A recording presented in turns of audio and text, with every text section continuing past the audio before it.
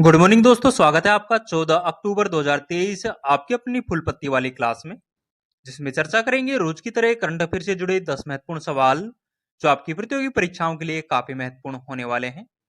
दोस्तों, यदि आपने हमारे पिछले करंट अफेयर के वीडियोज नहीं देखे हैं तो वो भी आप जरूर से देखें, जिसका लिंक इस वीडियो के नीचे कमेंट सेक्शन में मिल जाएगा। वीडियो के लास्ट में जो कल के 10 क्वेश्चन है हम उनका रिवीजन करने वाले हैं, इसलिए आप वीडियो को लास्ट तक जरूर देखें। वीडियो काफी इंपॉर्टेंट होने वाला है। दोस्तों, यदि आप चैनल पे नए हैं तो प्लीज चैनल को सब्सक्राइब करें। यदि आपको वीडियो पसंद आता है तो प्लीज वीडियो को लाइक भी करें और इस वीडियो को ज्यादा से ज्यादा अपने दोस्तों के साथ में शेयर करें। तो बिना किसी देरी के स्टार्ट करते हैं आज का पहला क्वेश्चन। पहला क्वेश्चन है, हाल ही में विश्व बैंक विकास समिति की 108वीं बैठक कहाँ हुई है? तो हाल ही में विश्व बैंक विकास समिति की 108वीं बैठक है, इसका आयोजन मोरक्को में हुआ है। मोरक्को का जो मराकेश शहर है, इसमें इसका आयोजन हुआ है। इस बैठक का प्रमुख उद्देश्य है जो पृथ्वी से गरीबी को खत्म करना, इस बैठक का प्रमुख उद्देश्य है। यदि विकास समिति के बारे में बात करें तो विकास समिति में शामिल संस्थाएं हैं जो आईएमएफ और वर्ल्ड बैंक है, जो इसमें शामिल है। आईएमएफ और वर्ल्ड बैंक है, इन दोनों की स्थापना है जो ब्रिटेन वुड्स सम्मेलन के तहत 1944 में होती है, और इन दोनों का जो हेडक्वार्टर है ये वॉशिंगटन डीसी यूएसए में इन दोनों का हेडक्वार्टर है। इस बैठक में जो भाग लिया है ये आईएमएफ की जो प्रमुख है क्रिस्टलिना जॉर्जिवा, इसके द्वारा भाग लिया गया है। वर्ल्ड बैंक के जो हेड है अजय बंगा, इनके द्वारा भी भाग लिया गया है, और भारत की वित्त मंत्री निर्मला सीतारमण के द्वारा भी इस बैठक में भाग लिया गया है। तो ये आपको ध्यान रखना है। हाल ही में इंटरनेशनल ओलंपिक जो कमेटी है, मतलब अंतर्राष्ट्रीय ओलंपिक संघ है, इसकी 141वीं बैठक है, इसका आयोजन है जो जियो वर्ल्ड सेंटर मुंबई में हुआ है। ग्लोबल इकोनॉमी आउटलुक रिपोर्ट है, ये आईएमएफ के द्वारा जारी की जाती है।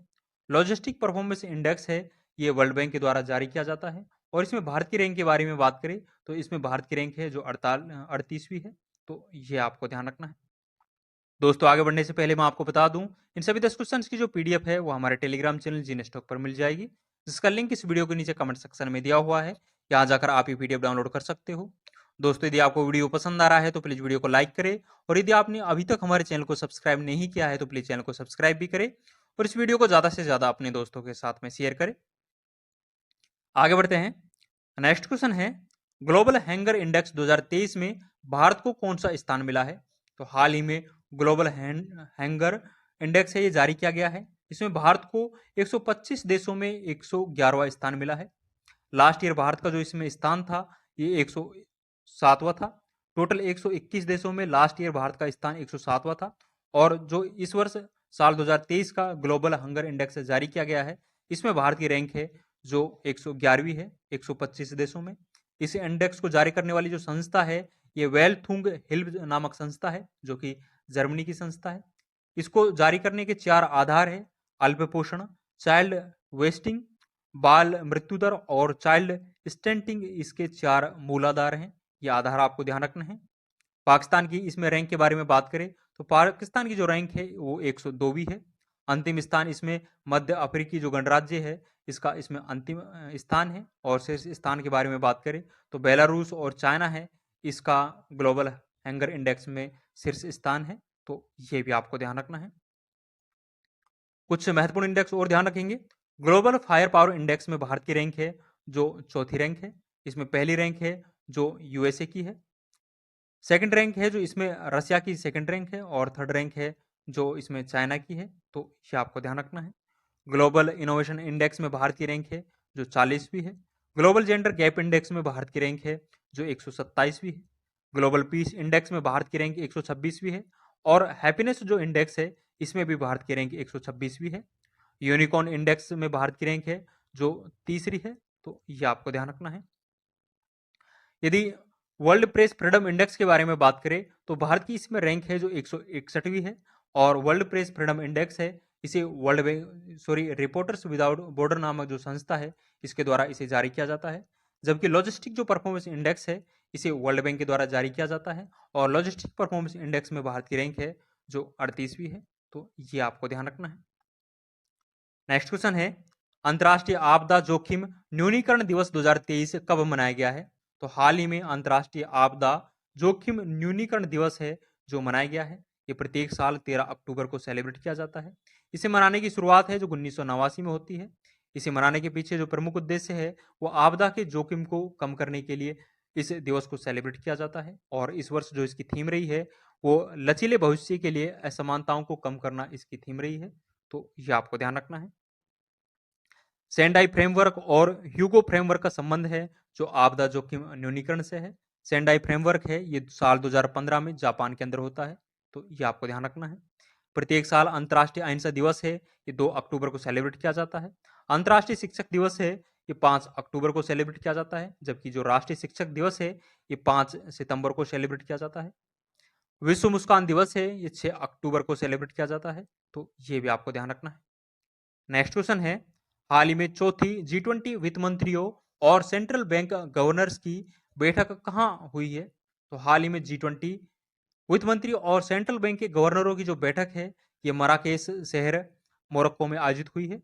तो हाल ही में G20 वित्त मंत्री और सेंट्रल बैंक के जो गवर्नर है इसकी जो बैठक है ये मराकेश शहर में आयोजित हुई है। ये G20 की 4th और अंतिम बैठक है।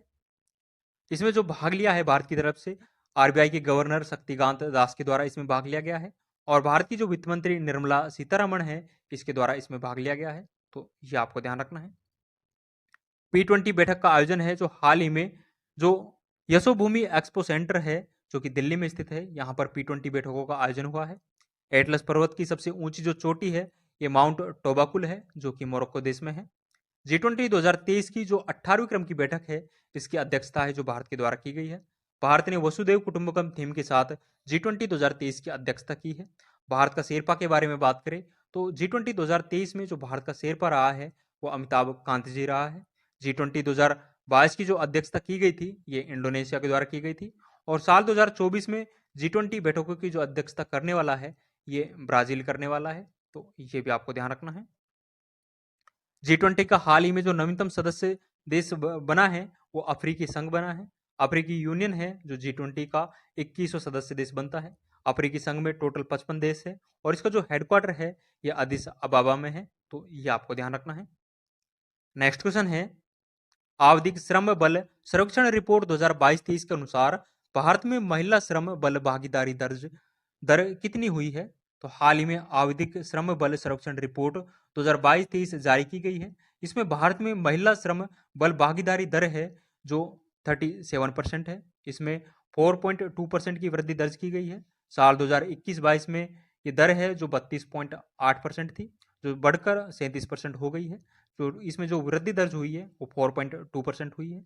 यदि ग्रामीण महिला श्रम बल भागीदारी के बारे में बात करें तो जो ग्रामीण महिला श्रम बल भागीदारी है ये 41.5% है, जबकि शहरों में महिला श्रम बल भागीदारी है ये 25.4% है, तो ये आपको ध्यान रखना है। इसमें वृद्धि होने के जो प्रमुख कारण है वो एजुकेशन, स्किल डेवलपमेंट और वर्किंग प्लेस सेफ्टी है जो इसके बढ़ने के प्रमुख कारण है, तो ये आपको ध्यान रखना है।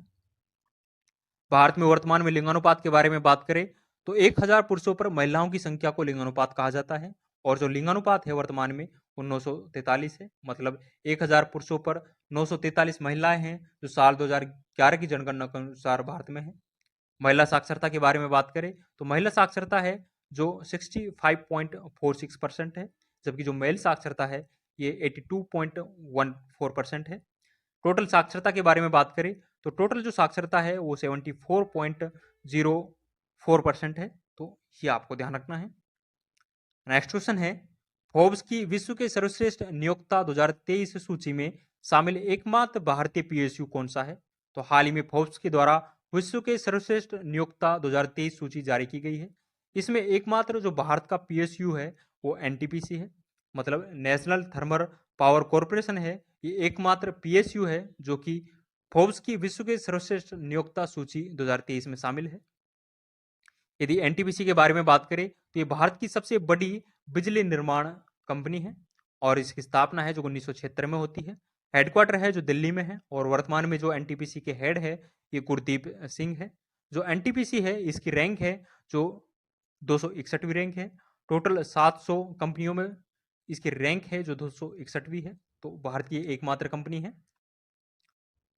कुछ महत्वपूर्ण प्रश्न और ध्यान रखेंगे। वर्तमान में CSIR की जो महानिदेशक है ये नल्ला थंबा कलाईसेल्वी है, जो कि CSIR की पहली महिला महानिदेशक है। वर्तमान में मुख्य चुनाव आयुक्त है ये राजीव कुमार है। और वर्तमान में जो महान्यावादी है ये आर वेंकटरमनी है। और वर्तमान केग के बारे में बात करें तो गिरीश चंद्र मुर्मू है जो वर्तमान में केग है। नेक्स्ट क्वेश्चन देखेंगे, हाल ही में नवरत्न कंपनी का दर्जा किसे मिला है? तो हाल ही में जो नवरत्न कंपनी का दर्जा मिला है ये इरकॉन और राइट्स को नवरत्न कंपनी का जो दर्जा मिला है, इरकॉन और राइट्स है, ये दोनों ही रेल मंत्रालय का अधीन कार्य करती है। यदि इरकॉन के बारे में बात करें तो ये हाल ही में 15वीं नवरत्न कंपनी बनी है और इसकी स्थापना है जो 1976 में होती है। हेडक्वार्टर है जो न्यू दिल्ली में स्थित है। यदि राइट्स के बारे में बात करें तो राइट्स है जो 16वीं नवरत्न कंपनी बनी है और इसकी स्थापना है जो 1974 में होती है। हेडक्वार्टर गुरुग्राम हरियाणा में इसका हेडक्वार्टर है, तो ये आपको ध्यान रखना है। भारत की नवीनतम महारत्न कंपनी है जो ऑयल इंडिया लिमिटेड बनी है, जो कि भारत की 13वीं महारत्न कंपनी बनी है। जो भारत की 12वीं महारत्न कंपनी है वो REC है, मतलब रूरल इलेक्ट्रिफिकेशन कॉर्पोरेशन है। ये भारत की 12वीं महारत्न कंपनी है। 14वीं नवरत्न कंपनी का दर्जा है ये RCF को मिला है, मतलब राष्ट्रीय केमिकल एंड फर्टिलाइजर लिमिटेड है, इसको 14वीं नवरत्न कंपनी का है जो दर्जा प्रदान किया गया है। 13वीं जो नवरत्न कंपनी है ये ONGC विदेश है और जो 12वीं नवरत्न कंपनी है ये RVNL है। जो राष्ट्रीय केमिकल एंड फर्टिलाइजर लिमिटेड है इसके द्वारा हाल ही में यूरिया गोल्ड है इसका निर्माण किया गया है, जो कि मिट्टी में सल्फर की कमी को दूर करता है और इसे राजस्थान के सीकर से प्रधानमंत्री नरेंद्र मोदी के द्वारा लॉन्च किया गया था, तो ये आपको ध्यान रखना है। नेक्स्ट है, हाल ही में लोरियस स्पोर्ट्स ने किसे अपना ब्रांड एम्बेसडर बनाया है? तो हाल ही में लोरियस स्पोर्ट्स के द्वारा अपना ब्रांड एम्बेसडर है जो नीरज चोपड़ा का बनाया गया है। नीरज चोपड़ा है जो कि भारत के भाला फेंक के खिलाड़ी हैं और हाल ही में नीरज चोपड़ा है इसे world athlete of the year male category में अवार्ड से नवाजा गया है, तो ये भी आपको ध्यान रखना है। वर्ल्ड एथलेटिक्स चैंपियनशिप 2023 है, इसका आयोजन है जो हंगरी में होता है और इसमें भारत के नीरज चोपड़ा के द्वारा गोल्ड मेडल जीता जाता है। एशियंस गेम 2022 जो कि 19वें क्रम के थे, इसमें भी भारत के नीरज चोपड़ा के द्वारा 88.88 मीटर दूर भाला फेंककर गोल्ड मेडल है जो जीता गया था। दो डायमंड लीग में भी गोल्ड मेडल है नीरज चोपड़ा के द्वारा जीता गया था। कुछ इंपॉर्टेंट पॉइंट्स और ध्यान रखेंगे, बैडमिंटन चैंपियनशिप 2023 का आयोजन है ये कोपेनहेगन डेनमार्क में होता है और भारत के एच प्रणय के द्वारा इसमें कांस्य पदक है जो जीता गया था। शतरंज चैंपियनशिप 2023 का आयोजन है ये बाकू अजरबैजान की राजधानी बाकू में होता है और इसमें रजत पदक है ये भारत के खिलाड़ी R प्रज्ञानंद के द्वारा जीता गया था, तो ये आपको ध्यान रखना है। नेक्स्ट है, हाल ही में सरस्वती सम्मान 2022 से किसे मिला है? तो हाल ही में सरस्वती सम्मान 2022 है, इसकी घोषणा पहले ही की जा चुकी थी और हाल ही में ये प्रदान किया गया है। इसे शिवशंकरी को प्रदान किया गया है। इनके उपन्यास सूर्यवंशम के लिए इसे सरस्वती सम्मान 2022 है जो प्रदान किया गया है। सूर्यवंशम जो उपन्यास है ये इनकी आत्मकथा है और शिवशंकरी है ये एक तमिल लेखक है। यदि सरस्वती सम्मान के बारे में बात करें तो इसकी शुरुआत है जो 1991 से होती है। के बिरला फाउंडेशन के द्वारा ये प्रदान किया जाता है और पहली बार जो सरस्वती सम्मान प्रदान किया गया था ये हरिवंश राय बच्चन को प्रदान किया गया था। इनकी द्वारा मधुबाला है इसकी रचना की गई थी। मधुबाला के लिए इसे पहली बार सरस्वती सम्मान है जो प्रदान किया गया था। सरस्वती सम्मान में इनामी राशि है ये 15 लाख रुपए प्रदान किए जाते हैं और अनुसूची 8 में शामिल 22 भाषाओं के लिए सरस्वती सम्मान है जो प्रदान किए जाते हैं, तो ये भी आपको ध्यान रखना है। कुछ इंपॉर्टेंट पॉइंट्स और देखें, व्यास सम्मान है जो हाल ही में डॉक्टर ज्ञान चतुर्वेदी को प्रदान किया गया है। उनके उपन्यास पागलखाना के लिए ये व्यास सम्मान है जो प्रदान किया गया था। 57वां ज्ञानपीठ पुरस्कार है जो दामोदर मौजो को प्रदान किया गया था और जो 56वां ज्ञानपीठ पुरस्कार था ये नीलमणि फूपन को प्रदान किया गया था। हिंदी साहित्य अकादमी पुरस्कार है जो बद्री नारायण को प्रदान किया गया है। इनके उपन्यास तुमड़ी के शब्द के लिए इसे हिंदी साहित्य अकादमी पुरस्कार है ये प्रदान किया गया है। आज का अंतिम क्वेश्चन देखेंगे, IOC 2028 लॉस एंजल्स ओलंपिक में किसे शामिल करेगी? जो अंतर्राष्ट्रीय ओलंपिक कमेटी है ये 2028 में जो ओलंपिक होने वाला है लॉस एंजल्स में, इसमें जो क्रिकेट खेल है इसको शामिल करेगा। 128 साल बाद है जो क्रिकेट खेल है जो ओलंपिक में शामिल किया जाएगा। इससे पहले 1990 जो कि पेरिस में ओलंपिक हुआ था, इसमें क्रिकेट है जो खेला गया था और इसमें गोल्ड है जो इंग्लैंड के द्वारा जीता गया था। तो 128 साल बाद ओलंपिक में क्रिकेट को शामिल किया जाएगा, जो कि लॉस एंजल्स ओलंपिक होने वाले हैं जो 2028 में, इसमें शामिल किया जाएगा। यदि अंतर्राष्ट्रीय ओलंपिक संघ के बारे में बात करें तो इसकी स्थापना है जो 23 जून 1894 को होती है। इसीलिए 23 जून को ओलंपिक डे के रूप में सेलिब्रेट किया जाता है। इसका हेडक्वार्टर है जो लुसाने स्विट्जरलैंड में इसका हेडक्वार्टर है। और वर्तमान में जो अंतर्राष्ट्रीय ओलंपिक संघ के हेड है ये थॉमस बोक है। तो ये भी आपको ध्यान रखना है। कुछ इंपोर्टेंट पॉइंट्स और ध्यान रखेंगे। 2020 में जो ओलंपिक का आयोजन हुआ है ये टोक्यो में हुआ है। टोक्यो जापान में हुआ है। भारत है जो इसमें पदक तालिका में 48वें स्थान पर था। और भारत के द्वारा इसमें टोटल 7 पदक जीते गए थे, जिसमें 1 गोल्ड, 2 सिल्वर और 4 ब्रॉन्ज मेडल जीते गए थे। 2024 में ओलंपिक का आयोजन है ये पेरिस फ्रांस में होने वाला है। और 2028 में ओलंपिक है ये लॉस एंजल्स अमेरिका में होंगे। तो ये आपको ध्यान रखना है। दोस्तों ये 10 इंपॉर्टेंट क्वेश्चन से हमने आज के डिस्कस किए हैं। जो कल के 10 क्वेश्चन हैं उनका भी एक बार क्विक रिवीजन कर लेते हैं। जिसमें पहला क्वेश्चन था 141वीं अंतर्राष्ट्रीय ओलंपिक समिति की बैठक का आयोजन कहाँ होगा। तो इस बैठक का आयोजन है जो जियो वर्ल्ड सेंटर मुंबई में इसका आयोजन होगा। नेक्स्ट है हाल ही में विश्व कप इतिहास में सर्वाधिक शतकों का सचिन का रिकॉर्ड किसने तोड़ा है। तो रोहित शर्मा के द्वारा सचिन तेंदुलकर का रिकॉर्ड है जो तोड़ा गया है। नेक्स्ट है हाल ही में चर्चा में रहे डिलीट बिल का संबंध किससे है। जो डिलीट बिल है इसका संबंध यूएसए से है। नेक्स्ट क्वेश्चन है हाल ही में अंतर्राष्ट्रीय मुद्रा कोष ने अक्टूबर 2023 में भारत की विकास दर का कितना अनुमान लगाया है। तो भारत की जो विकास दर का अनुमान लगाया है 6.3% लगाया है। नेक्स्ट है हाल ही में भारत और फ्रांस के बीच 5वीं वार्षिक रक्षा वार्ता का आयोजन कहाँ हुआ है। तो इस 5वीं वार्षिक रक्षा वार्ता का आयोजन है जो पेरिस फ्रांस में हुआ है।